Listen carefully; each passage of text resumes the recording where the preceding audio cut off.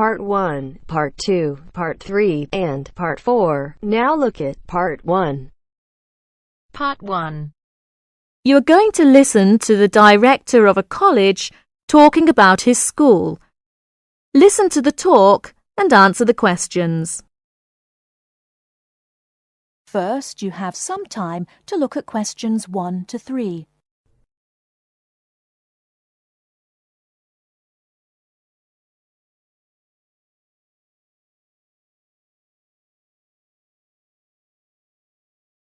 Now we shall begin. You should answer the questions as you listen, because you will not hear the recording a second time. Listen carefully and answer questions 1 to 3.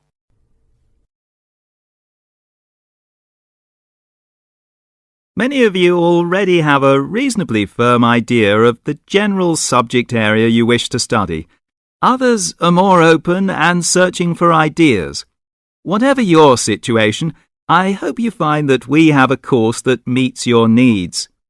Our firm aim is to be a student-centred institution with a special emphasis on flexibility. This begins with our attitude to access. We judge people on their motivation and commitment to study as much as, if not more than, formal qualifications. This is reflected in the vitality and diversity of our student population. Some of our students come direct from sixth form or college. Before you hear the rest of the conversation, you have some time to look at questions 4 to 10.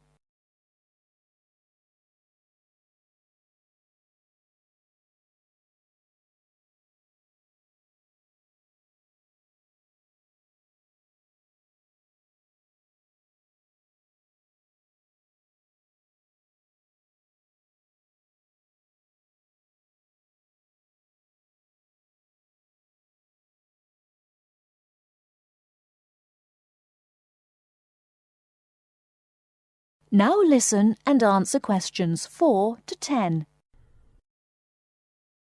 Others are coming into higher education after a short or long gap from formal education. Some are seeking a specific set of skills with a particular job or profession in mind. Others are retraining or studying to give their careers a new direction or dimension. Some are learning about the very latest scientific, technological and commercial knowledge. Others are stretching their minds on sensitive environmental, social and cultural issues. Even a casual observation of the mix of our student body indicates that we're close to our aim of being a polytechnic for the whole community. To meet our students' needs, we have 500 academic and a further 500 support staff committed to good quality teaching, high standards, and sensitive and sympathetic student care. We have probably the longest experience of understanding and dealing with the differing needs of a diverse student population. I hope you'll find a suitable course at the Polytechnic College. If you want to come to the college and we consider you suitable, we'll do our best to find you a place. And when you're here, we'll work hard to make your experience enjoyable, stimulating, and educationally rewarding. That is the end of Part 1. You now have half a minute to check your answers.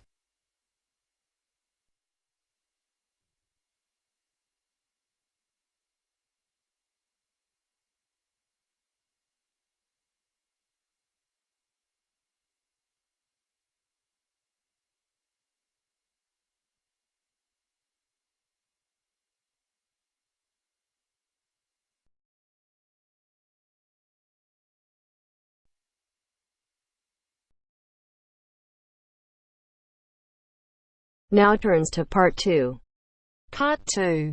A conversation between Mrs. Lamb, a member of the staff in a large hospital, and Andrew, who is a student in the nursing school. Mrs. Lamb is explaining the rules about visiting hours in the hospital. First, look at questions 11 to 14.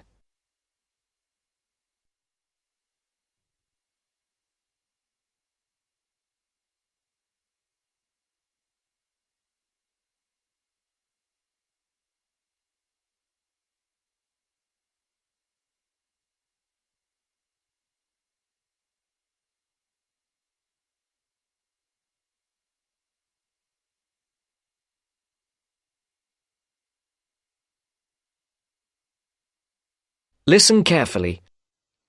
Hello, Andrew. I believe you want to know about visiting hours. Yes, I do, Mrs. Lamb.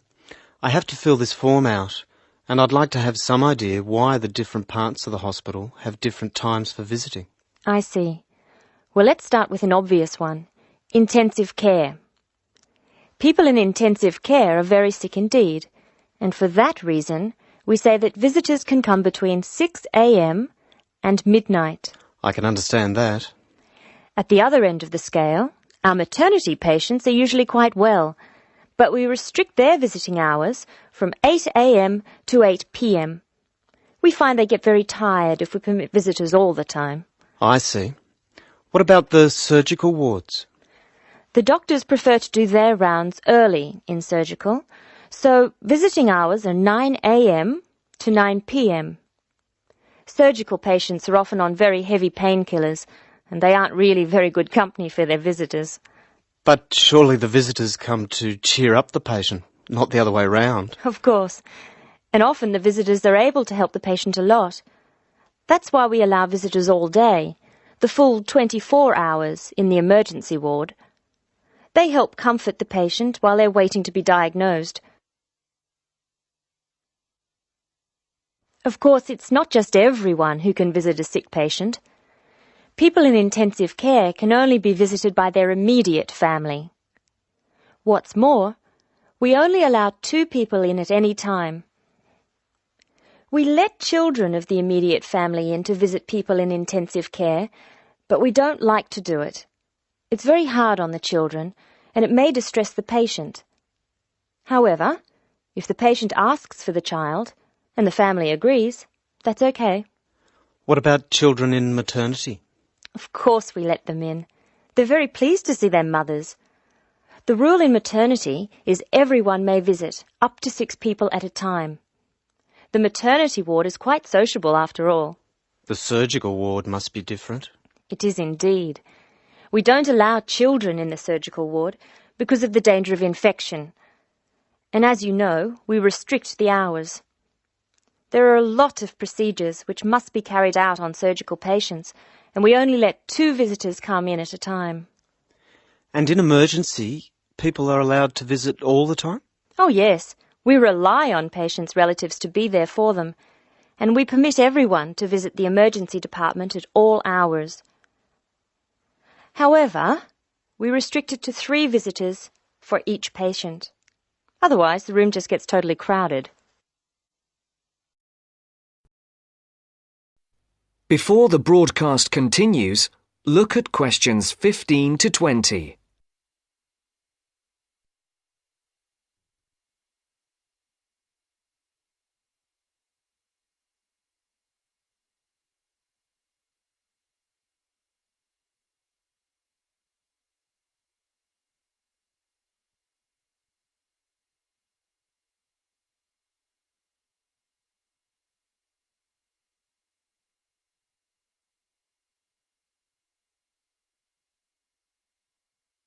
You will now listen to the second part of the talk. Now I have your schedule for the next week's observation sessions. Are you ready? Yes. Where do I start? On Monday, you'll be in male surgical in the morning and in female surgical in the afternoon. You'll be following Dr. Shea on her rounds. Thank you. And on Tuesday? On Tuesday, you'll be with Dr. Thomas in the morning and Dr. Robertson in the afternoon. No, that can't be right. You're with Dr. Thomas in the afternoon and Dr. Robertson in the morning. Do I ever get to see Dr. Kim? Yes, you'll be with Dr. Kim on Thursday and Friday. She'll take you through the children's ward and through our new teenage ward for 12 to 15-year-olds. Great. I've read a lot about that new ward. Will I see the schoolroom? Maybe another time. And what will I do on Wednesday? On Wednesday, you'll join the other students for lectures. You'll be in the Redmore lecture room between 8 and 10 a.m. and later between 2 and 3 p.m. Thank you. Do you know how big my class is? The intake this term is 200 first-year students. I'm pleased to say about 1/3 are men, which is good.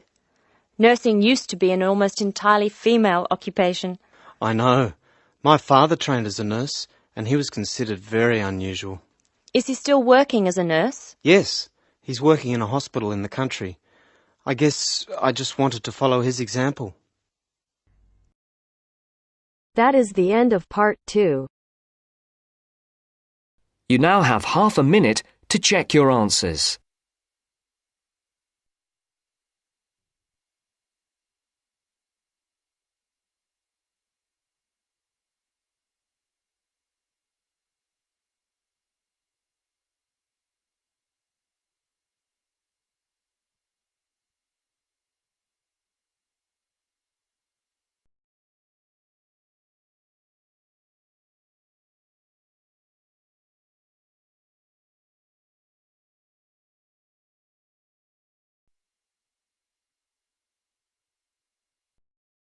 Now turns to part 3.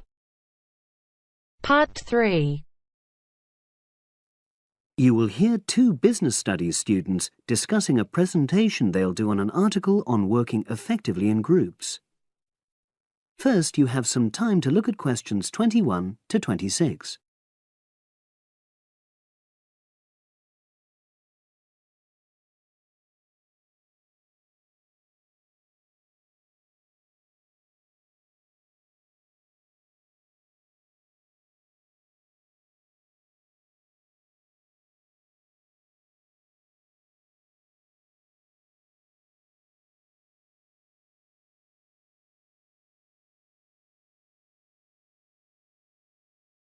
Now listen and answer questions 21 to 26. So, Brad, what did you think of the article on group work? Oh, hi, Helen. Yeah, it was pretty good, with helpful pieces of advice on how to make group work effective. I think we were lucky to be given such a straightforward text to present at the management skills seminar. Yeah. Actually, shall we discuss it now? Have you got time? Sure. It's only a 10-minute presentation, so we just need to explain and then give our views on the main points raised in the article. I'll jot down some notes. Right. So, there are 3 main sections. I suggest we start with listening. Yeah, effective listening in groups, because it's not something that's frequently covered on courses in our field. No, and we should say that in the presentation. Yeah. And also effective listening's pretty simple, you know. I don't think it's hard to learn. Well, people think it's easy, but in my experience, most of us tend to be very lazy listeners. Okay, I wouldn't argue with that. Something I do think we should emphasize is the power of the listener's posture, gestures, etc., in making speakers feel respected. Not that you're just waiting for them to finish before jumping in with your own ideas. Uh-huh. Okay, right. The next section is on goal setting. Let's make sure we're clear what the article says on this. Yeah. Well, firstly, it says that all group members must be given time to explain their own goals. That's it, yeah. And then, did it say that the whole group should agree on common goals? That's a bit too strong. It's more that everyone's agendas should be equally acceptable. But it does say that goals have to be realistic, you know... Achievable within a particular time? You've got it. That's really what the article's saying. There isn't really any point in having ideals if group members know they won't come to anything within a reasonable period. So, I think a summary covering those points will be enough for that part of the presentation, don't you? Yeah. Now, the last section is about conflict resolution. Actually, I thought it was the worst part of the article. Me too. I don't think it went into sufficient detail on the issue. Actually, I thought it devoted too much space to it, but that it was all rather boring, you know? It didn't mention some of the more radical theories. Absolutely. I found that really irritating. Right, and also I think it could have said more about conflict sometimes being healthy in groups. Absolutely. It just mentioned rather glibly about how we should avoid thinking of winners and losers, and that quick resolution of conflict is always desirable. Without explaining what these terms mean? Well, it gives quite detailed definitions, but doesn't develop a proper argument. Right. So, for the presentation, I think we just give some definitions and then explain what we felt were the weaknesses in the article's treatment of conflict resolution. Yeah, good. Now you have some time to look at questions 27 to 30.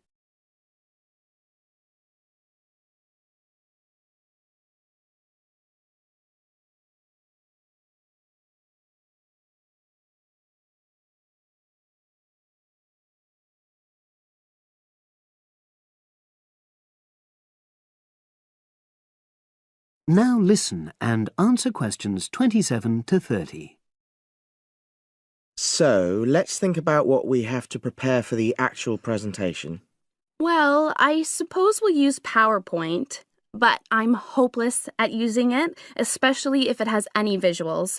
I really have to look into doing a course on it because I know I'll need it in the future. Don't worry, I'm quite happy using PowerPoint and I'll put it together when everything else is ready. That's a relief. But yes, do that later. Okay. Now, I heard the tutor saying we have to include some well-chosen quotations from the article. I'm not sure if we do. I'll email him to find out. No need. I can just have a look at the specs he gave us when he set the task. That'll be quicker. But the tutor definitely said we have to prepare a handout to go with the talk. I'm not really sure how we do that. Sarah did one last year. Who's she? She's doing the same option as me on marketing. I'll ask her advice on what to include. Great. So that just leaves the bibliography at the end. I suppose it'll mainly be articles. Yeah. So we'll just look on the web, and we can leave that till later. But we've been advised against that. Well, we could have a look through some journals in the library. I think we should start by looking through module handbooks. I think that'll give us some good leads. Yeah, you're probably right.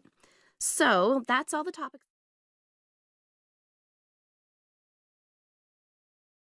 That is the end of part 3. You now have half a minute to check your answers.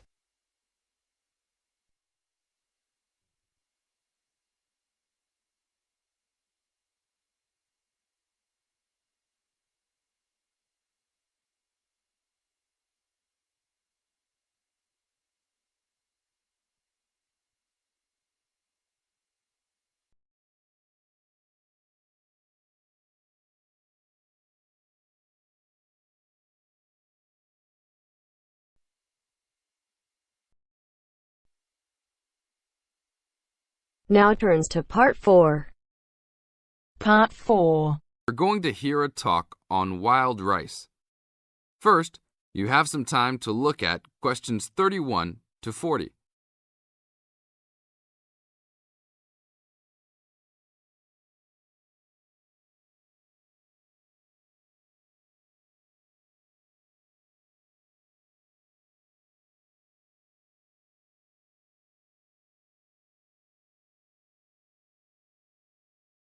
Now listen to the tape and answer the questions. Good morning. Today we'd like to talk about wild rice. Contrary to what many people believe, wild rice is not rice at all, but a grass. Much of it sold in the world today is not even wild, but rather cultivated varieties that do not occur naturally. Wild rice is really an annual aquatic seed found mostly in the upper freshwater lakes of Canada, Michigan, Wisconsin, and Minnesota in North America. Indians gathered wild rice before any explorers set foot on the North American continent. Early explorers were greatly impressed with the strength and hardiness of the woodland Indians, and attributed their vitality to their ample servings of wild rice. Wild rice can grow in water as shallow as 3 or 4 feet along marshes and muddy waters. A tall plant, it grows to a height of 8 to 10 feet, with a long flower cluster that reminds one of a narrow broom. The grains in their husks on the tall stalk look somewhat like oats. Truly wild rice is a challenging crop to grow. Even today, it's very susceptible to failure due to weather conditions. If a heavy windstorm comes along just before harvesting, the seeds can be blown into the water, ruining an entire crop. Harvesting at just the right time becomes a matter of beating the birds to it, since wild rice is considered a delicacy by many birds living in the area. Other challenges include insects, disease, poor drainage, and high waters. If the grains are too green, they are difficult to thresh or beat out of their husks. If left on the plant too long, even a few days too long, they fall off the plant into the water. Airboats have brought about recent improvements in commercial harvesting of the wild rice, while newer techniques for parching, winnowing, and hulling have been a help in saving time and labour. Still, it takes about 3 pounds of grass seed to yield 1 pound of wild rice. Buyers should be aware of 2 types of wild rice, gathered and commercial. Foraged or hand-harvested wild rice is gradually being pushed out of the market by hybrid commercial varieties. Hand-harvested wild rice makes up less than 20% of the market today. Heirloom varieties of this foraged grain still exist. In fact, it is the only heirloom grain sold commercially. However, package labels can be deceiving. Though the label may read Indian harvested or organic, the product may be hybridized wild rice placed in freshwater lakes and gathered by Indians in airboats. Hand-harvested, organic, and from the Great Lakes region is the real thing, with superior flavour and aroma, but it may be difficult to find. Though wild rice is one of the most expensive grains, it goes a long way. Some say that 1 pound of the grain can feed 30 people. To compensate for its high cost, try combining wild rice, half and half, with brown rice. For a truly colourful presentation, try 1/3 of each: white rice, brown rice, and wild rice. That is the end of part 4. You now have half a minute to check your answers.